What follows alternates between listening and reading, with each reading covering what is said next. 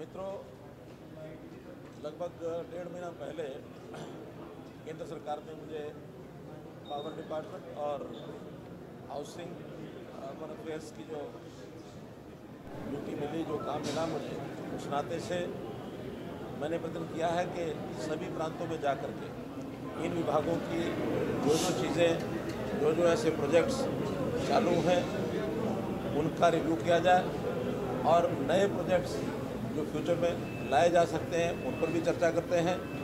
हर एक विभाग की, हर एक प्रांत की अपने कुछ इशूज़ रहते हैं, उन इशूज़ पर हम चर्चा करते हैं। कुछ केंद्र के यानी जो डिपार्टमेंट हैं उनकी ओर से भी जो इशूज़ होते हैं उस पर चर्चा करते हैं और कुल मिला के हेतु ये है कि हर एक चीज़ को कैसे गति दे सकते हैं और जनहित के काम जल्दी से जल्दी लोगों तक पहुँचाए जाएँ, इस प्रकार की सब चर्चा होती है। आज हिमाचल प्रदेश के मुख्यमंत्री जी के साथ बैठ करके और हमारे विक्रमादित्य जो अर्बन डेवलपमेंट मिनिस्टर यहाँ के प्रांत के हैं, इन लोगों के साथ और इनके अधिकारी भी थे, हमारे केंद्र के अधिकारी भी आए हुए थे, सबने बैठ करके चर्चा की है।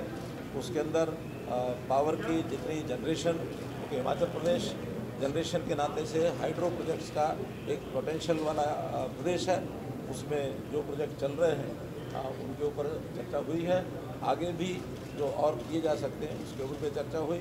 ऐसे ही अर्बन डेवलपमेंट में भी बहुत सी स्कीम्स हैं, उन स्कीम्स का जो ग्रांट भेजी जाती है, जो पैसा भेजा जाता है, उसका कितना यूटिलाइजेशन हुआ है, कितना उपयोग हुआ है, इस नाते से हर एक चीज़ का विचार किया है। स्मार्ट सिटीज़ 2 हैं, उनके बारे में भी चर्चा हुई है। आगे न्यू सिटीज़ की चर्चा उस नाते से भी हुई है और पहले से जो हमारे म्यूनसिपल सिटीज़ में जितने भी काम चल रहे हैं उसके ऊपर विस्तार से चर्चा हुई है। और मुझे संतोष है इस बात का कि जो गति किसी एक प्रदेश में होनी चाहिए उसमें काफ़ी हिली स्टेट्स में खास करके हिमाचल प्रदेश में एक अग्रणी स्थान इनका बना हुआ है। हमने इसमें जो PM स्वनिधि उस योजना पर भी बातचीत की है और जो दीनदयाल अंत्योदय योजना NULM उसके भी चर्चा हुई है। तो इसमें भी हिमाचल प्रदेश, कल ही रिजल्ट अनाउंस हुआ था, उसमें फर्स्ट अवार्ड जो है हिमाचल को मिला था। कल मैं उस कार्यक्रम में था, इसके लिए मैं हिमाचल प्रदेश के लोगों को बधाई भी देता हूँ।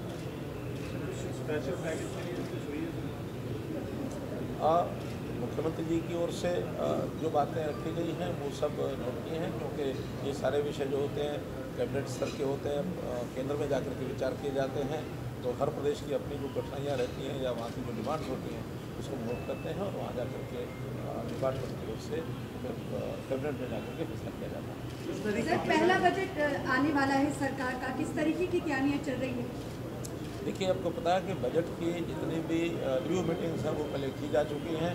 अब तो चूँकि लोकसभा का चुनाव था, इस नाते से वो बजट जो सामान्यतः फरवरी-मार्च में फाइनल किया जाता है, लेकिन चुनाव के कारण से ये बजट देरी से आ रहा है और वो सब जो रिव्यू मीटिंग उस समय हो चुकी थी। फाइनली 22 तारीख से बजट सेशन शुरू हो रहा है। 23 को हमारी जो वित्त मंत्री हैं वो बजट प्रस्तुत करेंगी और पार्लियामेंट में उसकी चर्चा होगी।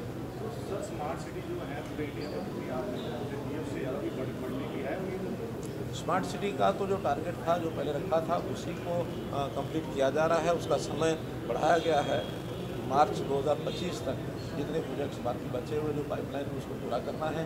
अब तो कुछ नई सिटीज़ इस नाते से 15वें फाइनेंस जो कमीशन है उन्होंने 8,000 करोड़ रुपये का सैंक्शन किया था, उसके लिए सिटीज़ का चयन किया जा रहा है। तो मैं समझता हूँ हिमाचल में भी एक नई सिटी का प्रपोजल जो दिया हुआ है, ज़रूर कंपटीशन है उसका भी बड़ा।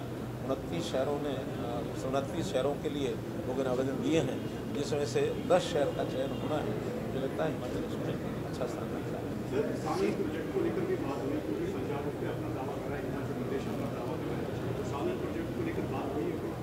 देखिए, आज तो हमारी बात नहीं हुई, लेकिन पहले से जानकारी हमारी है कि शानन प्रोजेक्ट के जो 99 वर्ष हैं वो 2024 में पूरे हो चुके हैं।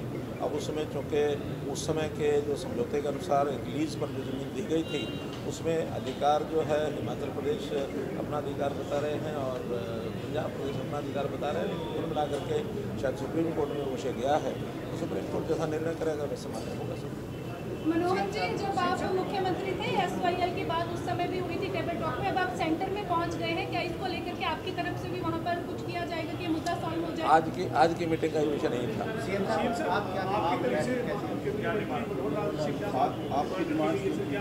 मैं माननीय मंत्री जी का धन्यवाद करना चाहूँगा कि जो बैठकें दिल्ली में होती थी वो इन्होंने कल शिमला में करने की बात की थी, लेकिन मौसम ख़राब के बाद इन्होंने कहा कि मैं चंडीगढ़ में इस बैठक को बुलाया और हमारे कुछ विषय थे, उस विषय पर सकारात्मक जवाब मिला है। निश्चित तौर पर बिजली से संबंधित थे, स्मार्ट सिटी से संबंधित थे, अर्बन डेवलपमेंट के प्रोजेक्ट्स थे जिन पर पड़ोसी होने के नाते उसका भी हमें थोड़ा फ़ायदा इनसे मिलेगा, उम्मीद करते हैं। और जो हिमाचल के राइट्स है उसके बारे में मैं इनसे मिला था, चाहे वो शानन प्रोजेक्ट्स है और चाहे वो हमारे SJVNL के साथ धोला से दलूरी सुंडी प्रोजेक्ट है, सब विषयों पर विस्तृत चर्चा हुई। यहाँ तो सिर्फ चर्चा हमारे बिजली से संबंधित जो लॉसेस है उस पर हुई कि उसको दूर करने के लिए सरकार की तरफ से हमें पैसा मिलने का इन्होंने आश्वासन दिया है कि कुछ स्मार्ट मीटर्स की है, सिस्टम फीडर्स की है, सब प्रकार के बिजली के रिफॉर्म्स के लिए फ़ायदा मिलने की बात हिमाचल प्रदेश की है। और माननीय मंत्री जी ने कहा है कि 75 साल से हिमाचल प्रदेश में कोई नई सिटी नहीं बनी है, तो जो सिटी की प्रपोजल हमारी गई है उस पर उन्होंने कहा कि गंभीरतापूर्वक हमारी केंद्र की सरकार उस पर विचार करेगी। और निश्चित तौर पर ULBs से संबंधित मीटिंग्स थी, सब चीज़ों पर विस्तृत चर्चा होने के बाद मैं धन्यवाद मंत्री जी का करना चाहूँगा कि मंत्री जी ने बैठक बुलाई और जिसमें मैं और हमारे UD मिनिस्टर्स हमने सबने पार्टिसिपेट किया। तकरीबन 2 घंटे बैठक चली है। तो अब जो ये मीटिंग से क्या होता है कि जो संवाद स्थापित होता है, जो समस्याएं होती हैं उसमें आगे बढ़ा जाता है और संवाद से ही विवाद का समाधान निकलता है। तो मैं धन्यवाद करूंगा कि माननीय मंत्री जी ने हमारी बात को गंभीरता से सुना और भविष्य में हम उसमें आगे बढ़ेंगे। धन्यवाद।